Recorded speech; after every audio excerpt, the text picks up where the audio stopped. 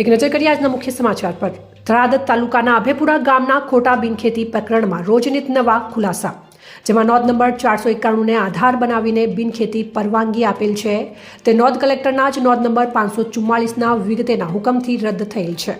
થરાદ તાલુકાની અભેપુરા ગામની કિંમતી જગ્યામાં મૂળ જમીન ખરીદનારાના વારસોની વાંધા અરજી અને રેકોર્ડ સુધારા અરજી પડતર હોવા છતાં કલેક્ટર કચેરી પાલનપુરના બિનખેતી વિભાગના અધિકારીઓ દ્વારા જમીનને ખોટી રીતે બિનખેતી પરવાનગી આપી દીધેલ હોવાનું ચોમેર ચર્ચાઈ રહ્યું છે।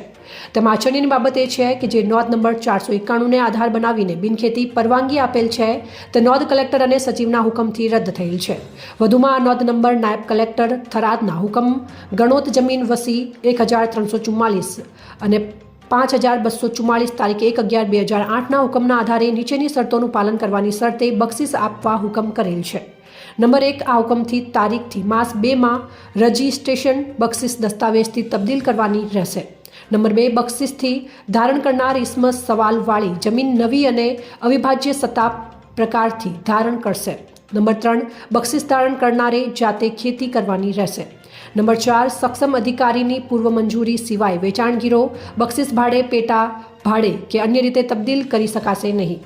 નંબર 5, સવાલવાળી જમીનનો ઉપયોગ ફક્ત ખેતી વિષયક હેતુ માટે જ કરવાનો રહેશે। બિનખેતી ઉપયોગ કરવો હશે તો સરકાર નક્કી કરે તે દરે પ્રીમિયમની રકમ ભરપાઈ કરી સક્ષમ અધિકારીની પૂર્વ મંજૂરી મેળવ્યા બાદ ઉપયોગ કરી શકાશે। નંબર 6, ઉપરની કોઈપણ શરતોના ભંગ બદલ પરવાનગી રદ કરવામાં આવશે। એટલે કે આ જમીન જો આ નોંધના આધારે બિનખેતી પરવાનગી આપવી હોય તો પણ નવી શરતની હોય આ કામે બિનખેતી પ્રીમિયમ વસૂલ કરવું પડે, જે વસૂલ લીધા વગર આ જમીનને બિનખેતી પરવાનગી આપી દેવામાં આવેલ છે।